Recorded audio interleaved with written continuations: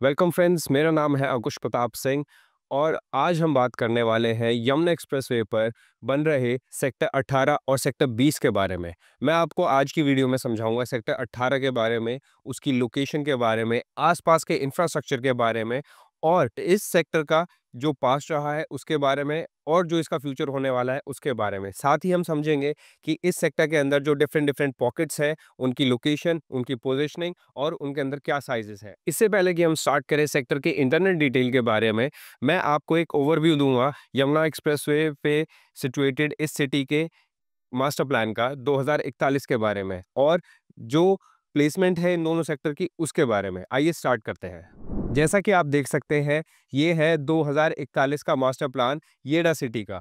अगर हम बात करें, अगर हम नोएडा से आते हैं और नोएडा से 0 पॉइंट से आने के बाद अगर हम देखें तो हम लगभग लगभग कुछ इस डायरेक्शन से आते हैं। इस डायरेक्शन से जब हम आएंगे तो सबसे पहला जो सेक्टर हमें पड़ता है वो पड़ता है सेक्टर 26। सेक्टर 26 से आने के बाद अगर हम थोड़ा सा आगे और चले तो यहाँ कहीं आने के बाद हमें एक एग्जिट मिलता है, एग्जिट 2C। एग्जिट 2C से हम अगर उतरे तो हमें लगभग यहाँ कहीं एक एग्जिट मिलता है जहाँ से हम सेक्टर 18 जो कि ये है और सेक्टर 20 जो कि ये है, इनको अप्रोच कर सकते हैं हम, राइट। अगर हम बात करें आसपास की कनेक्टिविटी के बारे में, लोकेशन के बारे में, तो ये दोनों सेक्टर बहुत ही स्ट्रांगली कनेक्टेड है रोड नेटवर्क से, अपकमिंग जो फैसिलिटीज़ हैं उनसे, मेट्रो से, एयरपोर्ट से मोस्ट इम्पॉर्टेंटली। तो अगर आप इधर से देखें तो ये हमारा यमुना एक्सप्रेसवे हो गया जो निकल के जाता है right in between of the city. यहाँ से हमारा ईस्टर्न पेरिफेरल एक्सप्रेसवे निकल के जा रहा है। साथ ही एक रोड ये जो है हमारा यहाँ से निकल के जाता है जो इन फ्यूचर एक नए एक्सप्रेसवे की तरह बनने वाला है, जो प्रपोज है। साथ ही अगर आप देखें तो ये जो एरिया है बेसिकली, ये एरिया जो है हमारा, ये है पूरा हमारे इंटरनेशनल एयरपोर्ट का। अगर आप देखें तो ये जो सेक्टर्स हैं जो हमारे पर्पल में मार्क कर रखे हैं, ये सारे सेक्टर्स हमारे बेसिकली इंडस्ट्रियल सेक्टर्स हैं और जितने भी हमारा ये जो येलो पार्ट है ये सारे रेजिडेंशियल सेक्टर्स हैं। एज ऑफ नाउ सेक्टर 16, 17, 18, 20 और 22D ये सेक्टर्स ऑन ग्राउंड आ चुके हैं और सबसे ज़्यादा जो सेल और परचेजिंग हो रही है आज के टाइम में वो इन्हीं सेक्टर्स में हो रही है और इन्हीं के बारे में हम आज बात करने वाले हैं। हमारा जो कोर फोकस होने वाला है वो आज की वीडियो का वो होने वाला है सेक्टर 18। अगर आप देख सकें तो ये जो एरिया है हमारा, ये सेक्टर 18 का है। इस एरिया में हमारा सेक्टर 18 पड़ता है और बहुत ही स्ट्रांगली कनेक्टेड है फ्रॉम द एयरपोर्ट। ये सेक्टर बहुत ही स्ट्रांगली कनेक्टेड है फ्रॉम द एयरपोर्ट। साथ ही अगर आप देखें तो इसी के सामने से फ्यूचर में आने वाली जो अपकमिंग मेट्रो है, वो अपकमिंग मेट्रो यहाँ से यमुना एक्सप्रेसवे के बाद एक हमारी ग्रीन बेल्ट आती है और उसके बाद आता है हमारा 100 मीटर का रोड। तो वो मेट्रो, आरआरटीएस और बुलेट ट्रेन वो सारी इधर से निकल के और यहाँ हमारे एयरपोर्ट के पास जाएंगी। तो एक्सपेक्टेड है कि एक मेट्रो स्टेशन हमें सेक्टर 18 और 20 के पास भी मिलेगा। आरआरटीएस का जो स्टेशन होएगा वो हमें एयरपोर्ट के पास मिलेगा और बुलेट ट्रेन की जो कनेक्टिविटी है वो भी हमें एयरपोर्ट पे मिल जाएगी। सो बहुत ही स्ट्रांगली कनेक्टेड है इंफ्रास्ट्रक्चर वाइज, कनेक्टिविटी वाइज, ये बहुत ही अच्छी लोकेशन है। अब हम बात करते हैं इस सेक्टर के बारे में। ये बेसिकली हमारा पूरा सेक्टर है 18 और 20। ये हमारा पूरा लेआउट है सेक्टर 18 का और 20 का। हम समझेंगे इसके आसपास के इंफ्रास्ट्रक्चर के बारे में, नेटवर्क के बारे में, इंटरनल डिटेल्स के बारे में। जैसे कि आप देख सकते हैं, ये हमारा यहाँ एक 100 मीटर का रोड निकलता है जिसके आगे हमारा यमुना एक्सप्रेसवे भी है। यहाँ हमारा पहले एक 100 मीटर का रोड आएगा, उसके आगे ग्रीन बेल्ट है और उसके आगे हमारा यमुना एक्सप्रेसवे है। तो रोड वाइज बहुत ही स्ट्रांगली कनेक्टेड है। इसके बाद इस डायरेक्शन में अगर आप देखें तो यहाँ से हमारा एक 130 मीटर वाइड रिंग रोड निकल के जाता है जो सर्कल कर रहा है इस सिटी को। फिर यहाँ से हमारा एक 60 मीटर का रोड निकलता है जो फिल्म सिटी की तरफ फेस करता है और पीछे से निकल के जाता है एक और 60 मीटर का वाइड रोड। ये दो सेक्टर्स जो हैं, एक ये है हमारा सेक्टर 20 और ये जो एरिया है हमारा, ये है सेक्टर 18। तो आज हम जो बात करने वाले हैं वो करने वाले हैं सेक्टर 18 के बारे में। सेक्टर 18 और सेक्टर 20 के बीच में से एक डिवाइडिंग रोड जो निकलता है, वो 100 मीटर का रोड है। सामने से 100 मीटर का एक रोड और निकल रहा है, जो यमुना एक्सप्रेसवे के साथ-साथ चलता है, और एक रोड जा रहा है हमारा पीछे से, जो लगभग यहाँ से निकलता है, 60 मीटर वाइड रोड है। साथ ही अगर आप देख सकते हैं तो इसमें एक आपको यहाँ पे ब्लू लाइन नज़र आ रही होगी। ये जो ब्लू लाइन है बेसिकली, ये एक कैनाल है जो यहाँ सेक्टर बनने से पहले एग्रीकल्चर जो होता था यहाँ पे, उसको पानी देने के काम आती थी। आज के टाइम में यहाँ क्योंकि रिहाइश हो चुकी है, रेजिडेंशियल प्लॉट्स बन रहे हैं, डेवलपमेंट हो रही है, तो यहाँ पे इस कैनाल का आज के टाइम में कोई यूटिलाइजेशन नहीं है। बट जो इससे फर्दर जो आगे का एरिया है, उसमें इस कैनाल के थ्रू पानी दिए जाने का, सिंचाई का जो काम है, वो आज भी हो रहा है।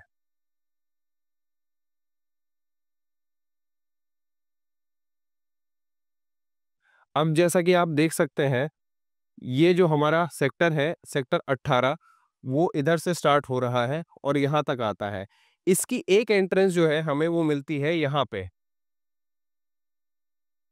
इसके साथ-साथ आप देख सकते होंगे कि ये जो एरिया है हमारा, जो पिंक कलर में मार्क हो रखा है, ये बेसिकली सारी लैंड जो है जेपी की है, और इसी के अंदर एक हमारी 250 एकड़ की टाउनशिप है, जो आपने देख रखी होगी अगर आप यमुना एक्सप्रेसवे से ट्रैवल करते हैं। कृष्ण जी की 108 फुट लंबी मूर्ति आपने देखी होगी, जो यहाँ गौर यमुना सिटी में सिचुएटेड है। गौर जीवाईसी के नाम से भी लोग इसे जानते हैं। वाकई ये जो सारा लैंड पार्सल है, ये लगभग 3000 एकड़ के आसपास का पूरा लैंड पार्सल है, जो जेपी का है, जिसमें फ्यूचर में प्लॉट्स आ सकते हैं, हाई राइजेस आ सकते हैं, ग्रुप हाउसिंग आ सकती है, और अलग अलग पर्पज से इस लैंड को यूटिलाइज किया जा सकता है। इसी के बीच में से हमें जो एंट्रेंस मिलती है हमारे सेक्टर 18 के लिए, वो एक पहली एंट्रेंस मिलती है, वो मिलती है हमें यहाँ से, जिसमें आपको एट द एंट्रेंस एक गेट बना हुआ मिलेगा, और सेक्टर्स के जो पॉकेट्स हैं, उनके जो ब्लॉक्स हैं, उनका एक बाइफर्केशन दिया हुआ है। साथ ही अगर आप यहाँ से चलें आगे, तो आप देख सकते होंगे कि यहाँ आगे आके एक रोड मिलता है हमें, और वो है 100 मीटर रोड, जो सेक्टर 18 और सेक्टर 20 को डिवाइड कर रहा है। यहाँ पे हमें एक गेट मिलता है, जब हम इससे एंटर करेंगे तो आप देखेंगे लेफ्ट साइड पे हमें पड़ता है सेक्टर 18, और राइट साइड पे हमें मिलेगा सेक्टर 20। यहीं से अगर आप आगे जाएंगे तो आप एयरपोर्ट की तरफ चले जाएंगे। ये एक हमारा 60 मीटर रोड हो गया, ये 60 मीटर रोड हो गया, और दोनों को डिवाइड करता हुआ जा रहा है बीच में से ये 100 मीटर वाइड रोड, बराबर से निकलता है 130 मीटर वाइड रिंग रोड। अब हम बात करते हैं सेक्टर के बारे में। अब आप अगर देख सकें तो इस सेक्टर में कुछ एरिया जो है, जैसे ये हो गया, ये येलो कलर का जो एरिया मार्क्ड है यहाँ पे, ये है विलेज मिर्ज़ापुर। इसके अलावा ये हो गया रामपुर बांगर, ये हो गया अच्छेदा बुजुर्ग, ये हो गया डूंगरपुर, ये हो गया मिलक, और ये हो गया उस्मानपुर, और ये है विलेज डेरी। तो लगभग 6 से 7 गाँव जो हैं इस सेक्टर के बीच में आते हैं। अब आप नोट करिएगा कि इस सेक्टर, इन गाँवों के जो आस-पास की ज़मीन है, वो ब्लू मार्क हो रखी है। ये जो येलो जो मार्क हो रखा है, ये गाँव की ज़मीन है, और जो ब्लू एरिया है, जो इसके एडजॉइनिंग जितना भी एरिया है, वो ब्लू एरिया, ये सारा आबादी का है। आबादी 7% प्लॉट की। 7% प्लॉट मतलब जो अथॉरिटी ने किसानों से अपनी ज़मीनें ली थी, और उन ज़मीनों को बदले उन्हें 93% का जो उन्होंने पैसा दिया, और 7% के डेवलप प्लॉट देने थे। इसमें एक चीज़ बहुत अच्छी जो यमुना प्राधिकरण ने करी है, जो नोएडा या ग्रेटर नोएडा में प्राधिकरण से गलती हुई थी, वो ये हुई थी कि जो गाँव की ज़मीन थी, जो उनके प्लॉट्स थे, वो बहुत दूर-दूर की लोकेशन पे लगते थे। यहाँ पे जो गाँव है, उसी के पास मेजॉरिटी जो प्लॉट्स हैं गाँव के पास में ही लगाए जा रहे हैं, जो एक किसानों के लिए, जो हमारे किसान भाई हैं, उनके लिए एक बहुत अच्छी चीज़ है। क्यों? क्योंकि वो अपनी प्रॉपर्टी, अपना घर, जो अपनी संपत्ति है, वो सब एक आस-पास ही रख सकते हैं। अब आप देखिएगा, इसके अलावा हमारी जो एंट्रेंस है 100 मीटर रोड से आने के बाद अगर आप देखें, तो इस सेक्टर में हमारे पास मल्टीपल एंट्रेंसेस है। एक जब हम इधर से आते हैं 100 मीटर वाइड रोड से, यहाँ से आने के बाद एक ये जो हमारा अंदर रास्ता जाता है, ये आता है हमारा 40 by 45 metre road, 45 by 45 metre का ये रोड है हमारा। ये ऐसे क्रॉस सेक्शन में चलता है, जब हम यहाँ बीच में आते हैं तो एक हमें बीच में बड़ा गोल चक्कर मिलेगा। एक एंट्रेंस हमें इधर से मिल जाएगी और एक जो हमें रास्ता मिलता है वो मिलता है रिंग रोड की तरफ से, जो इधर से आता है। तो सेक्टर कनेक्टिविटी वाइज बहुत स्ट्रांग है। इंफ्रास्ट्रक्चर के बारे में अगर हम बात करें तो आप देख सकते हैं इसमें मल्टीपल ग्रुप हाउसिंग के प्लॉट्स हैं। यहाँ एक ग्रुप हाउसिंग का प्लॉट आ रहा है, यहाँ एक ग्रुप हाउसिंग का प्लॉट है, यहाँ पे एक ग्रुप हाउसिंग का प्लॉट है। और साथ ही जो इसमें ग्रीन एरिया है वो भी बहुत अच्छे तरीके से डिज़ाइन किया गया है। जैसे कुछ ग्रुप हाउसिंग का एरिया हमारा ये हो गया, कुछ ग्रुप हाउसिंग का एरिया ये हो गया। प्राधिकरण ने जो भी यहाँ पे काम करे हैं, वो बहुत ही अच्छी प्लानिंग के साथ करे हैं और फ्यूचर में ताकि सेक्टर में और जो हमारे किसान भाई-बहन हैं, उनको कोई परेशानी ना आए, उन सब चीज़ों का ध्यान रखा गया है। प्लानिंग इस तरीके से करी गई है। इन्होंने जो प्लानिंग करी है, वो आज से अगले 50 साल की करी हुई है, जो कि हिंदुस्तान में, हमारे देश में, भारत में बहुत ही कम मिलता है शहरों में, कि हमारे यहाँ जब आबादी आ जाती है, प्लानिंग उसके बाद होती है। यहाँ प्लानिंग जो करी जा रही है, वो आज से 50 साल बाद के हिसाब से करी जा रही है। जो आप देख सकते हैं, जैसे हमारे जो रोड्स हैं वो बहुत वाइड है, 100 मीटर के हमें 3 डायरेक्शन में रोड मिल रहे हैं। जो हमारे इंटरनल रोड्स हैं वो लगभग 45 मीटर तक के भी हमें इसमें रोड ऑफर कर रहे हैं। तो बहुत ही अच्छी प्लानिंग के साथ यहाँ पे अथॉरिटी चल रही है। अब इसमें आप जैसे बीच में देख सकते हैं कि हमारे पास कुछ ये जो रेड डॉट्स हैं यहाँ पे, कुछ ये जो रेड एरिया है, यहाँ मार्क हो रखा है। आप देख सकते हैं ये हो गया यहाँ पे कुछ रेड एरिया है, यहाँ पे कुछ रेड एरिया है। हर ब्लॉक के अंदर, हर पॉकेट के अंदर अगर आप नोटिस करें, तो आपको कुछ ना कुछ एक रेड एरिया मार्क हो रखा है। ये बेसिकली हमारे कमर्शियल्स हैं। कमर्शियल्स मतलब जिसमें हमारी दुकानें, जो आस-पास के शॉपिंग कॉम्प्लेक्स हैं, जिसमें आपकी रोज़मर्रा की जो ज़रूरतों की चीज़ें हैं, वो आपको मिलेंगी। ये इन सब जगहों में बनेंगी, जो आपको प्राधिकरण बना के देगा। साथ ही अगर आप देखें, तो आपको कुछ एरिया जो है इसमें नीले रंग से मार्क कर रखा है। ब्लू कलर में मार्क हो रखा है। वो एरिया जो है, जैसे ये एक एरिया हो गया हमारा, जिसे हम अगर मार्क करें तो वो ऐसे हो गया, यहाँ पे इस ब्लॉक में है, यहाँ पे इस ब्लॉक में है।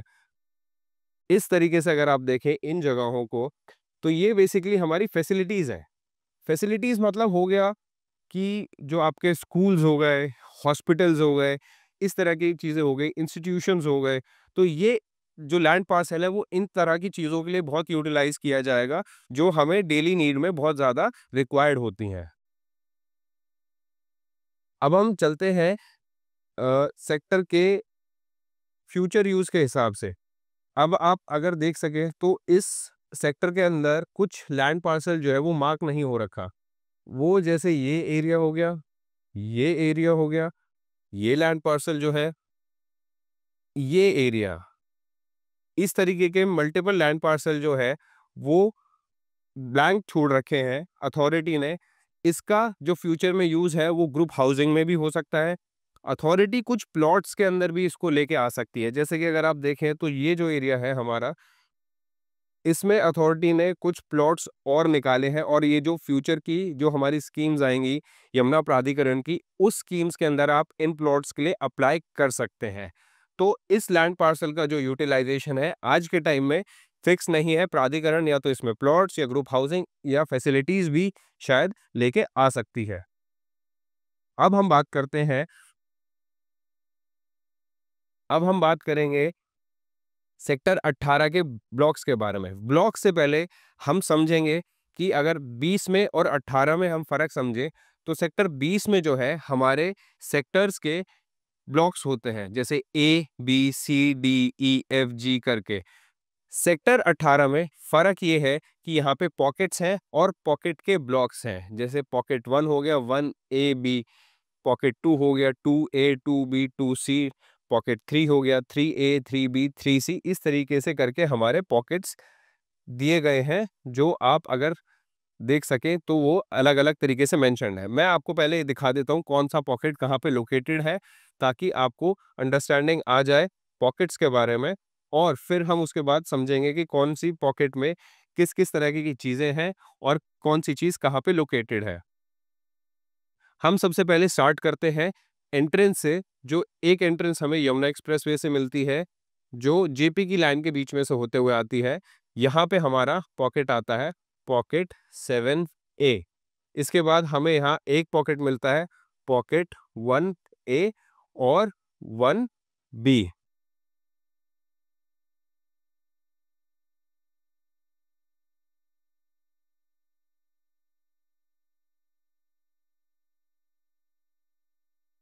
अब यहाँ से अगर आप देखें तो इसके बाद हमें पॉकेट 5A, 5B, 5C और 5D, ये जितने भी पॉकेट्स हैं, ये सब एक क्लस्टर के अंदर है। अगर मैं मार्क करूं तो आप शायद देख के समझ जाएंगे। ये एक पॉकेट हो गया हमारा, ये पॉकेट 3 हो गया, ये पॉकेट 2B हो गया, ये हमारा पॉकेट 6 हो गया, और ये है हमारा पॉकेट 4। इसके बाद अगर हम इस तरफ जाए तो यहाँ पे हमारा ये पॉकेट 1 है, यहाँ आ जाता है हमारा पॉकेट 7, और यहाँ अगर आप ध्यान दें तो कुछ पार्ट है, वहाँ पॉकेट 8 आ जाता है हमारा, यहाँ हमारा पॉकेट 7B आ जाता है। तो जितने भी पॉकेट्स हैं, ये ज़्यादातर पॉकेट्स क्लस्टर में है। आप जैसे देख सकते हैं, यहाँ 3 हो गया, ये पॉकेट 3D हो गया, 3C हो गया, 3B हो गया, और ये हो गया 3A। यहाँ पे पॉकेट 2B, 2C और 2A। इसी तरीके से बाकी पॉकेट्स भी जो है वो एक साथ ही क्लस्टर में है। यहाँ जैसे 6A है, 6B है, यहाँ पॉकेट 7B, 7D और 7C, ये पॉकेट्स एक साथ आ जाते हैं। तो समझने का मतलब बेसिकली ये है कि जितने भी पॉकेट्स हैं वो सारे एक क्लस्टर के अंदर हैं, और उन पॉकेट्स के जो ब्लॉक्स हैं वो एक साथ हैं, इंटरकनेक्टेड हैं। अगर आप देख सकें तो आपको इजीली समझ आ जाएगा। इस तरीके से पॉकेट्स कनेक्टेड हैं। अब हम बात करेंगे कि इस सेक्टर के अंदर जो हमारे रोड्स हैं, वो रोड्स कितने चौड़े हैं, हमें किस किस तरीके से बेनिफिट मिल सकता है इन रोड्स की विड्थ का। जब हम इधर से आते हैं तो ये हमें 45 बाय 45 का एक रोड ये मिलता है हमें। यहाँ से अगर हम आते हैं तो एक हमें इसमें 18 मीटर का यहाँ से रोड मिलता है। यहाँ से अगर हम आते हैं 130 मीटर की रोड की तरफ से, तो ये जो रोड है हमारा, ये जो पूरे सेक्टर के बीच में से होकर निकल रहा है, ये पूरा 45 मीटर रोड है। इसके बाद आपको इसमें 24 मीटर, 18 मीटर के रोड मिल जाएंगे।